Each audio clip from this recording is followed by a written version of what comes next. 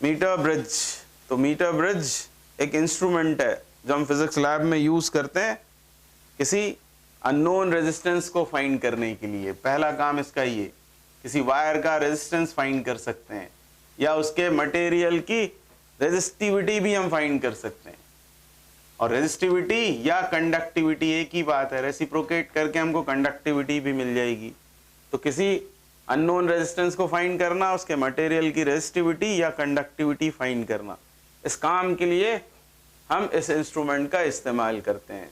अब metre bridge कैसा होता है, तो अपन कंस्ट्रक्शन में लिखेंगे कि इसमें 1 मीटर लॉन्ग कॉन्स्टेंटन या मैंगनीन, कॉन्स्टेंटन या मैंगनीन का वायर यूज होता है। और रीजन पूछेंगे आपसे कि why we use constantan manganin, तो हम बोलेंगे कि इसका alpha temperature coefficient of resistance positive होता है पर बहुत कम होता है, और इसलिए जब उसमें से करंट पास होगा उस वायर से तो उसके रेजिस्टेंस में नेग्लिजिबल चेंज आएगा। हीटिंग इफेक्ट से रेजिस्टेंस नेग्लिजिबली चेंज होगा, इसलिए कॉन्स्टेंटन मैग्नेन वायर यूज करते हैं। फिर 1 मीटर लॉन्ग क्योंकि वायर यूज हो रहा है, इसलिए ही इसे कहते हैं मीटर ब्रिज। अब इसके अलावा इसे स्लाइडिंग वायर ब्रिज भी कहते हैं। और स्लाइडिंग वायर ब्रिज इसलिए क्योंकि इसमें इस वायर पर, कॉन्स्टेंटन मैग्नेन के 1 मीटर लॉन्ग वायर पर एक जॉकी स्लाइड होगी, और इसलिए इसे कभी कभी स्लाइडिंग वायर ब्रिज भी कहते हैं। और ये बेस्ड होता है व्हीटस्टोन ब्रिज पर, बल्कि व्हीटस्टोन ब्रिज ही होता है, ऐसा कहें तो भी गलत नहीं होगा कि ये व्हीटस्टोन ब्रिज ही है। और व्हीटस्टोन ब्रिज पर जिस तरह मीटर ब्रिज बेस्ड है, carry fosters bridge, post office box, ये कुछ दूसरे इंस्ट्रूमेंट्स हैं जो व्हीटस्टोन ब्रिज पर ही बेस्ड होते हैं।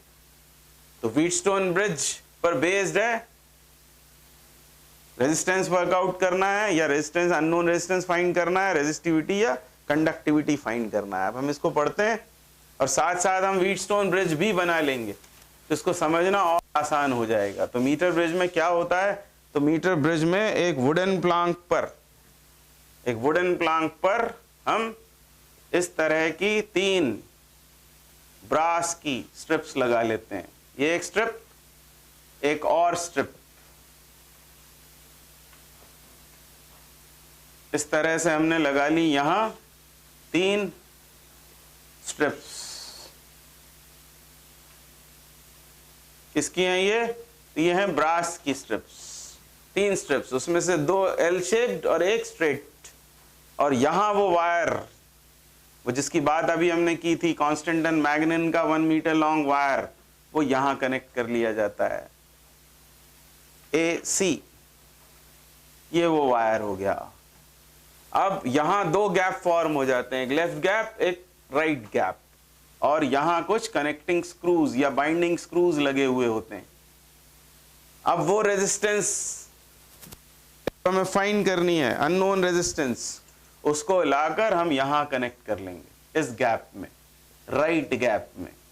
अब साथ साथ में यहां बना लेता हूं व्हीटस्टोन ब्रिज, ताकि ये आराम से, आसानी से समझ में आए हमें। ये वो 4 resistances P, Q, R and S, ये 4 resistances P, Q, R, S। और इस डायगोनल पर लगा हुआ है सेल और की, और अक्रॉस दिस डायगोनल एक गैल्वेनोमीटर और की लगी हुई है। ऐसा होता है हमारा व्हीटस्टोन ब्रिज। बिल्कुल ये उसी तरह का है। ये जो मैं दिखा रहा हूं यहां पर, ये दिस इज लाइक Q, ये वो अननोन रेजिस्टेंस Q, और ये कनेक्टेड है बिटवीन B एंड C। तो इसका नाम, इस टर्मिनल का, इस बाइंडिंग स्क्रू का नाम यदि हम B रख दें तो साफ दिख रहा है कि B और C के बीच में यहां कनेक्टेड है Q। यहां रेजिस्टेंस सिर्फ Q होगा। ये जो है ये ब्रास का बना हुआ है, इसका रेजिस्टेंस नेग्लिजिबल, तो ये है वो Q रेजिस्टेंस।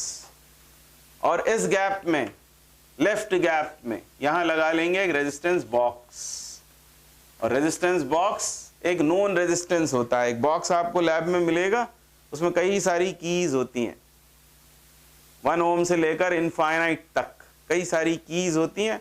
वो कीज जितनी आप प्लग आउट करोगे उतना रेजिस्टेंस इस गैप में आ जाएगा। तो ये रेजिस्टेंस बॉक्स कुछ और नहीं होता बल्कि एक नोन रेजिस्टेंस होता है, and this is like P। ये P जो कनेक्टेड है बिटवीन A एंड B, यहां कनेक्टेड है। अब इस टर्मिनल से, टर्मिनल B से हम लेंगे एक गैल्वेनोमीटर और उसको इस तरह कनेक्ट कर देंगे B के साथ, और गैल्वेनोमीटर के साथ सीरीज में जॉकी लगा देंगे। ये वो जॉकी और ये आकर इस स्लाइडिंग वायर पर, इस वायर के ऊपर स्लाइड होगी, इसलिए इसको कहते हैं स्लाइडिंग वायर ब्रिज।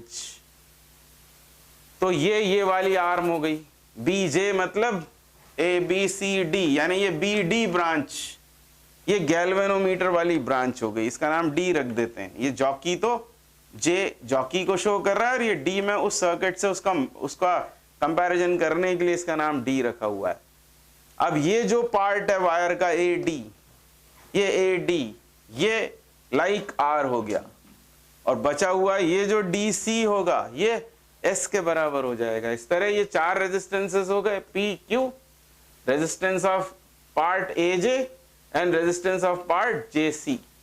इस तरह चार रेजिस्टेंसेस की ग्रुपिंग हो गई। अब बचा है हमको सिर्फ बैटरी कनेक्ट करना है, तो यहां लाकर वो बैटरी लगा लेंगे, एक सेल लेंगे और सेल लाकर इसके बीच में यहां कनेक्ट कर देंगे बिटवीन A एंड C। तो ये हो गया V।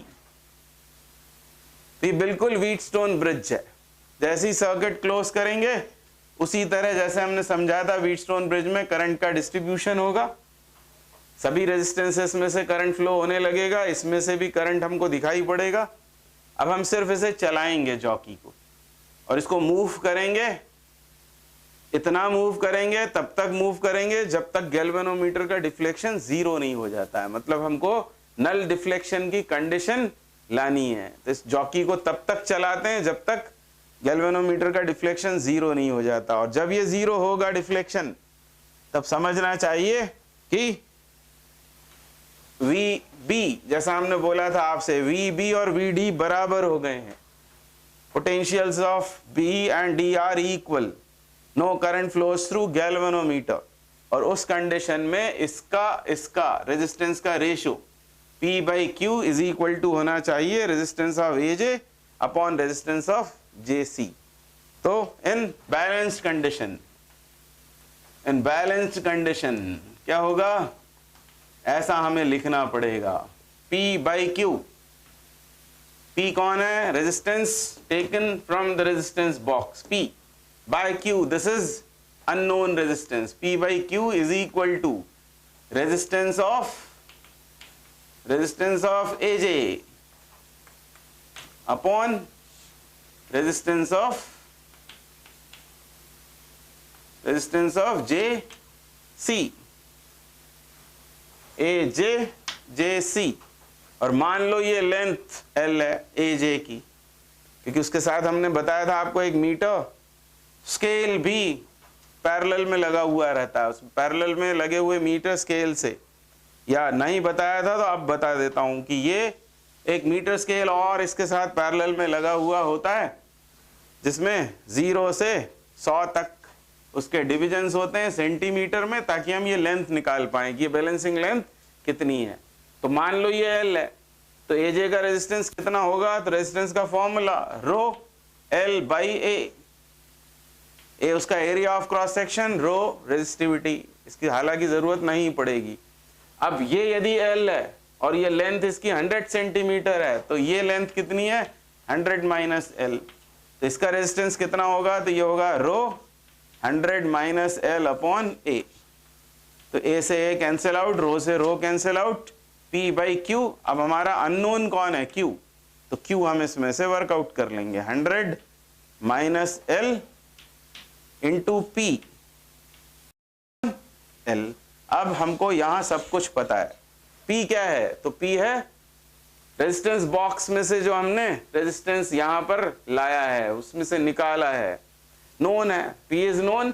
ये L बैलेंसिंग लेंथ हो जाएगी, इसकी वैल्यू पुट करेंगे तो हमको Q मिल जाएगा। इस तरह वो अननोन रेजिस्टेंस हमने फाइंड आउट कर लिया। अब अननोन रेजिस्टेंस आने के बाद यदि हमसे रेजिस्टिविटी फाइंड करने को बोला गया है, तो आगे बढ़ जाएंगे। क्या करेंगे, इस वायर को उसमें से बाहर निकालेंगे इंस्ट्रूमेंट से, और इसको बाहर निकाल कर मीटर स्केल पर इसकी लेंथ मेजर कर लेंगे। ये एक एक्सपेरिमेंट हो गया, अननोन रेजिस्टेंस निकल गया। अब हमको चाहिए रेजिस्टिविटी, तो हम इसको बाहर निकाल कर इसकी लेंथ, स्क्रू गेज से इसकी रेडियस, पहले डायमीटर आएगा, हाफ करके रेडियस आ गया, लेंथ आ गई, रेडियस आ गया, हमको चाहिए रो। अब ये क्यू नोन है आपको, R is equal to rho L by A लगा देंगे, ये फॉर्मूला लगा दिया, Q is equal to rho L upon area of its cross section. अब L पता है, R स्क्वायर पता है, हमें तो रो चाहिए, तो रो इज इक्वल टू कितना हो जाएगा, Q into pi R square by L। तो अब हमको Q तो पता हो ही गया था, R पता हो गया है, लेंथ पता हो गया है, स्क्रू गेज से रेडियस, मीटर स्केल से लेंथ निकालकर ये रेजिस्टिविटी भी आ जाएगी। ये आंसर आएगा ओम में, ये आएगा आंसर ओम इंटू मीटर में, और एक बार रेजिस्टिविटी आ गई तो कंडक्टिविटी भी फाइंड की जा सकती है उसे रेसिप्रोकेट करके। तो एक्सपेरिमेंट हमको हेल्प करता है क्या क्या पता करने में, रेजिस्टेंस, रेजिस्टिविटी और conductivity. And this is all about metre bridge. Thank you.